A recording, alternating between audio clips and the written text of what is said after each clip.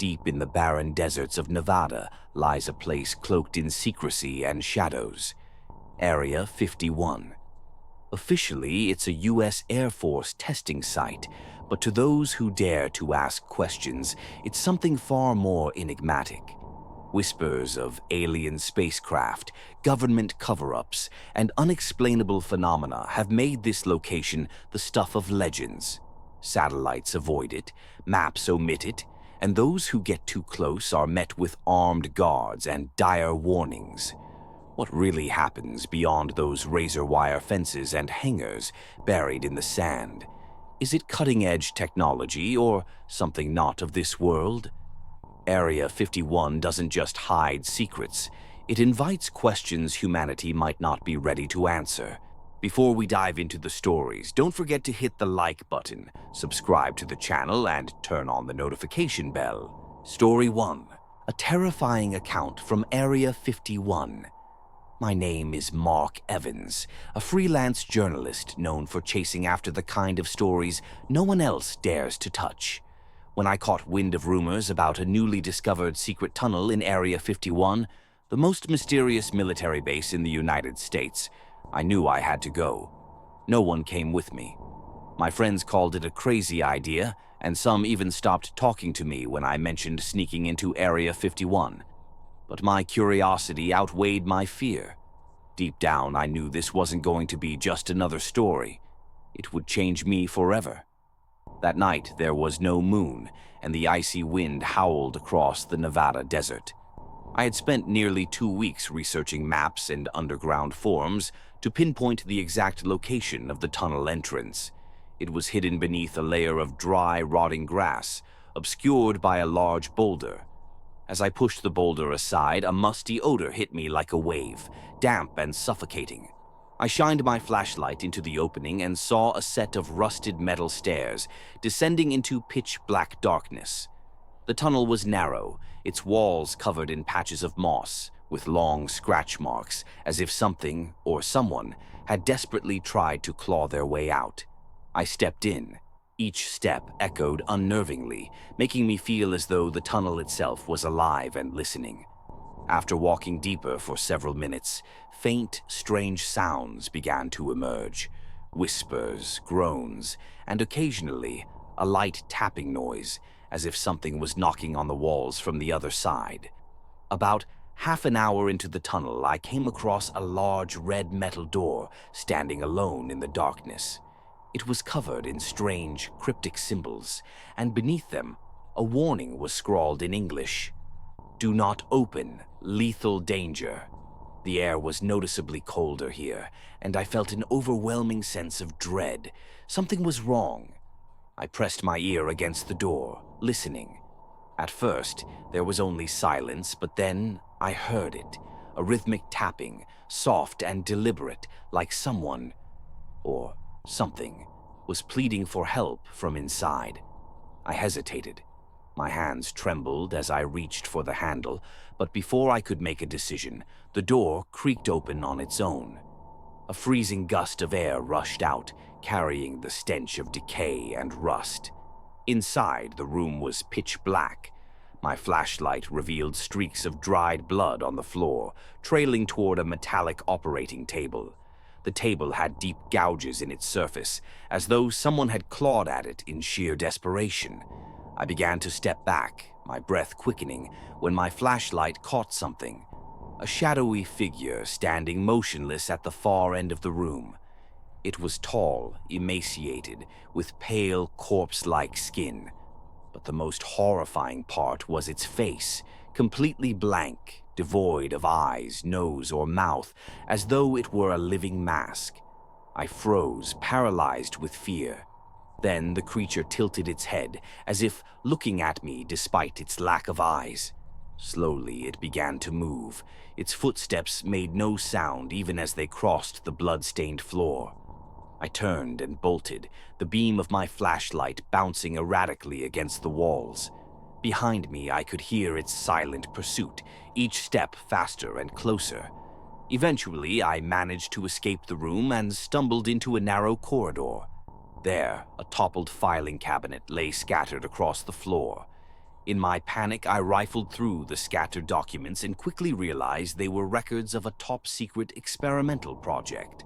One file contained old photographs from the 1960s.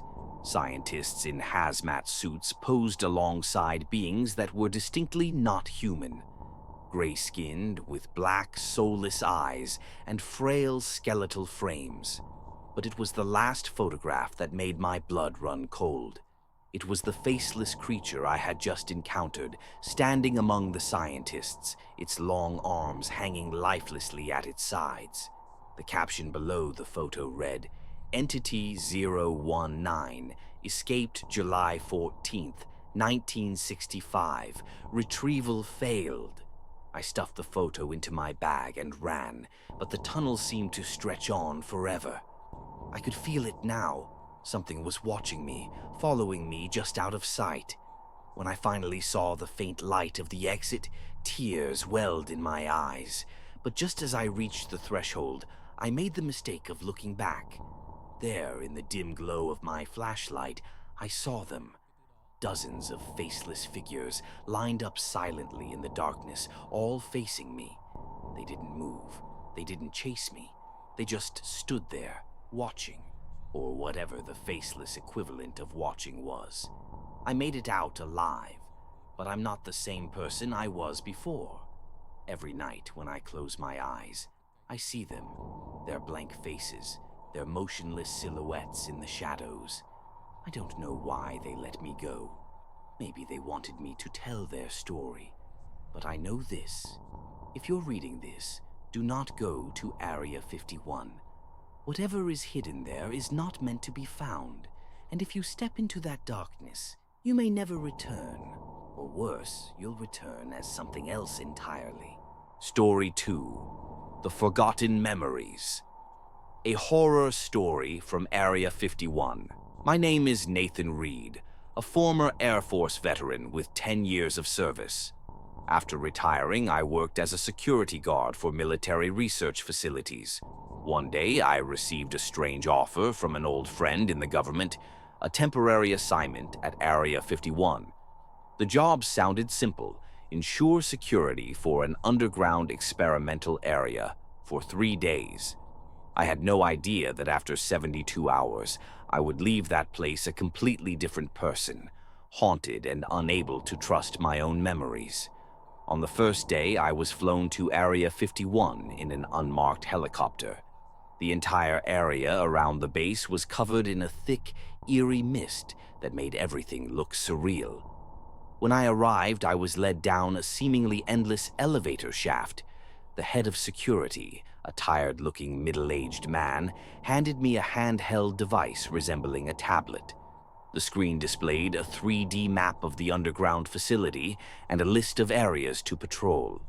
The strange thing was that there were no explanations about what I was protecting, no details about other staff, no information on what was happening in the labs.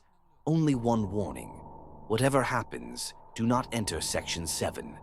I was used to military secrets, but something about the way he said it sent chills down my spine.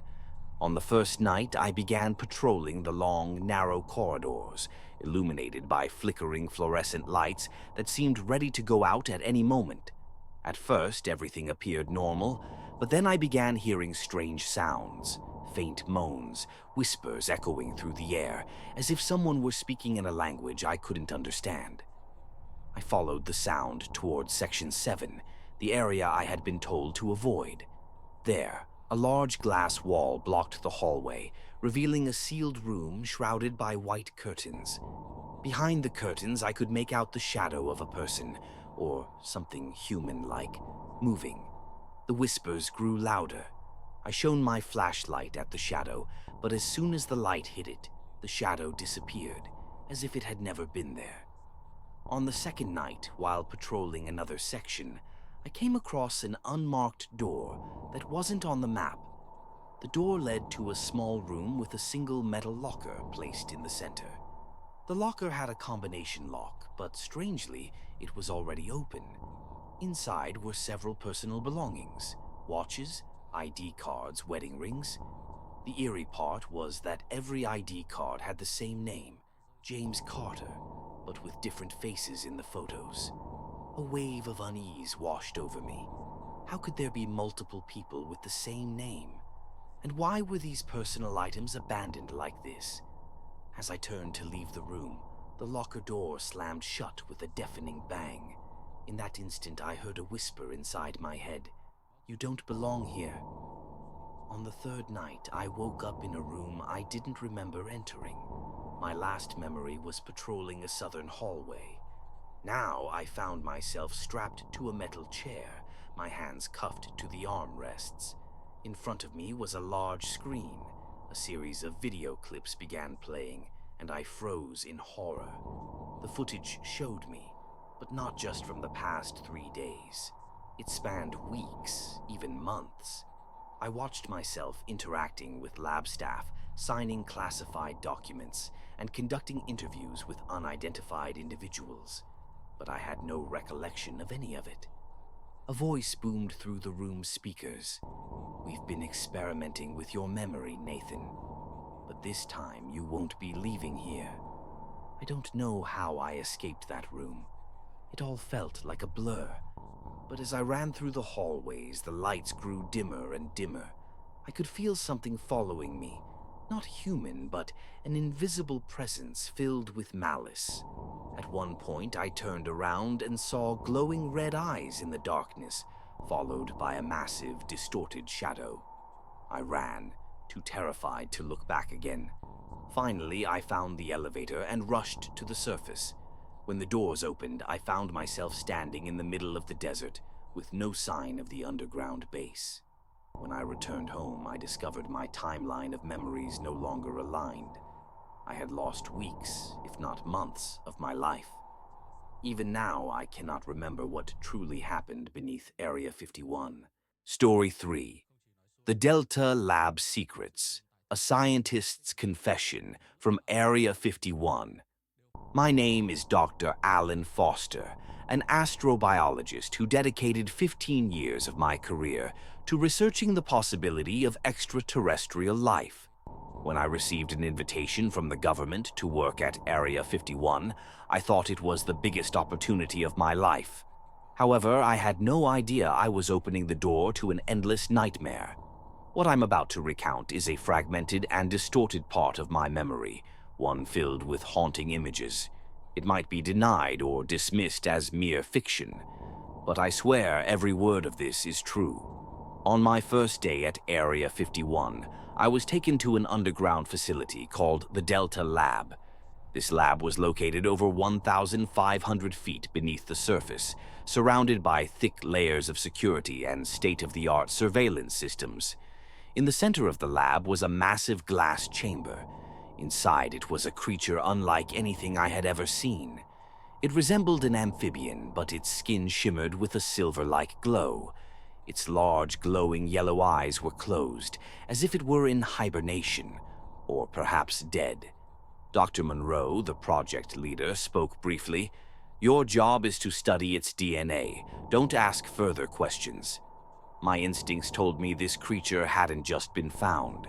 It had been here for a long time, and we were merely continuing work that others had abandoned.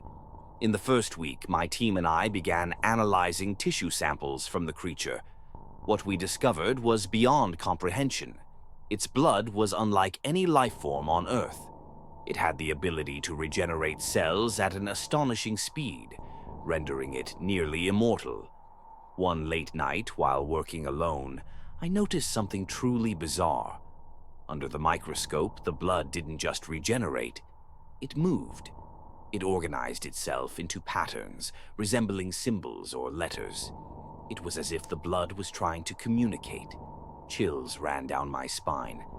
How could a sample of blood be alive and capable of talking? I captured the patterns and sent the data to Dr. Monroe. But the next morning, all the files I had saved were gone from the system. A few days later, I started hearing strange sounds in my mind, particularly when I was near the glass chamber. It wasn't exactly a voice, but rather fleeting thoughts, like someone was trying to transmit messages directly into my brain. "Release me." The words kept repeating, growing clearer and more urgent. I couldn't tell anyone, fearing they would think I'd lost my mind. But I knew the creature was trying to communicate with me. One night, I stayed late in the lab, determined to understand what was happening. When I placed my hand on the surface of the glass chamber, a sudden coldness shot through my body. In that moment, I saw vivid, fragmented images in my mind, distant planets, bizarre towers, and others of its kind being tortured and imprisoned. One morning, I arrived at the lab and noticed that one of my colleagues, Dr. Karen, was missing. No one knew where she had gone, and her records had been completely erased from the system, as if she had never existed.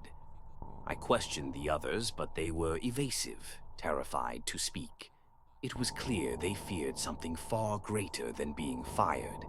That evening, I reviewed the security footage from the previous night. In the video, Karen stood near the glass chamber when suddenly the lights went out. When they came back on, Karen was gone. The glass chamber was slightly open, and a shadowy figure flickered briefly on the screen before vanishing. Determined to uncover the truth, I secretly accessed the facility's central server and found a classified file named Project Genesis. What I read made my blood run cold. The creature wasn't something we had discovered from space. It was created here. Decades ago, scientists at Area 51 had conducted insane experiments, attempting to merge human DNA with genetic samples recovered from unidentified crash sites. The creature in the glass chamber was one of their failed experiments. But the most horrifying revelation was this. The creature wasn't merely alive. It was a sentient consciousness capable of manipulating minds and controlling those around it. I left Area 51 shortly after learning the truth, but I know I didn't leave alone. I carry the memories, the nightmares, and something else, a piece of the creature that still lingers within me. I can no longer sleep soundly. I feel like I'm constantly being watched, and in my dreams, I hear its whispers. Perhaps it is no longer confined to its glass prison, and if you've ever thought about uncovering the secrets of Area 51, heed my warning.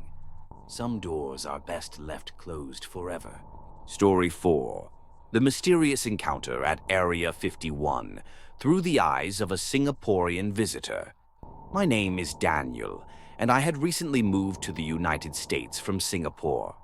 Ever since I was a child, I had dreamt of exploring this vast and enigmatic country. Arriving in America felt like stepping into a whole new world, a place of endless possibilities and untold stories. But what I experienced during a recent road trip was far beyond anything I could have imagined. It was something so bizarre and unexplainable that it still haunts me to this day. One summer, I decided to embark on a road trip across Nevada, hoping to discover some hidden gems and enjoy the serenity of the vast desert. Everything was going smoothly until I stumbled upon an unmarked road that wasn't on my GPS. It was a narrow, deserted path with no signs or markers. Yet, for some reason, I felt an irresistible pull urging me to take that turn. Unbeknownst to me, I was venturing toward the infamous Area 51, a place shrouded in secrecy and surrounded by tales of extraterrestrial activity. At the time, I only had a vague understanding of the area's reputation from the occasional stories I'd heard online. But as I approached, a sudden gust of cold wind swept through the air, sending a shiver down my spine. I couldn't shake the feeling that I was heading into something far bigger than I had anticipated. After driving a few miles down the isolated road, I came across a towering metal gate. A large sign read, "Restricted Area, No Trespassing, U.S. Military Installation." Before I could even consider turning around, my car abruptly stopped as if it had hit an invisible wall. I hadn't touched the brakes, yet the engine stalled, and the car refused to move forward. The gate was shut tight, and there wasn't a soul in sight, yet I could sense an eerie presence. My instincts screamed at me to leave, but curiosity had its grip on me. As I glanced in my rearview mirror to reverse, I caught a glimpse of a shadowy figure standing just outside my window. It was a man dressed in black, his face obscured with piercing eyes that seemed to glow faintly in the dim light. He didn't move or speak, just stood there watching. A chill ran through me as I hastily turned the car around, but deep down, I knew this wasn't a normal encounter. After finally distancing myself from the gate, I stopped at a rest area to regain my composure. It was a quiet, open stretch of land with no one else around. But as I stepped out of the car to stretch, I began to hear strange noises coming from beneath the ground. It started as a low hum, almost like a distant machine, but soon turned into something far more unsettling, a series of guttural screeches and rumbling vibrations. It sounded like waves crashing against rocks, but with an unnatural metallic undertone. At first, I thought it might be an underground pipeline or some natural phenomenon, but the sound grew louder and closer, as if it were following me. Fear gripped me, and I scrambled back into my car, locking the doors. Even as I drove away, the noise seemed to echo in my mind, as though it had imprinted itself on me. The next day, despite my growing unease, I found myself compelled to return to the area. I couldn't explain why, but it was as if something was calling me back. As night fell, I drove toward the same desolate stretch of road, but this time the landscape felt even more alien. As I approached the vicinity of Area 51, a brilliant light appeared in the sky. It wasn't the beam of a plane or the glow of a star. This light was erratic, pulsating and shifting across the sky with unnatural speed and precision. I stopped the car to watch, unable to look away. The light danced in ways no human-made technology could replicate. As I stared, I began to notice faint shapes surrounding the light, almost like translucent figures moving alongside it. Then, as suddenly as it had appeared, the light vanished, leaving me in complete darkness. I sat in my car, paralyzed with both awe and fear. Whatever I had just witnessed, it was beyond anything I could comprehend. Weeks later, I tried to retrace my journey to make sense of what had happened. But when I returned to the area, I couldn't find the unmarked road that had led me there. It was as if it had never existed. The GPS showed no trace of the route, and the landscape seemed different, almost unrecognizable. I asked locals about the road, but no one seemed to know what I was talking about. Some even avoided the topic entirely, giving me strange looks before quickly changing the subject. I began to question my own memories, wondering if it had all been a dream. But the vividness of the experiences, the unshakable feeling of being watched, and the strange sounds and lights, it all felt too real to dismiss.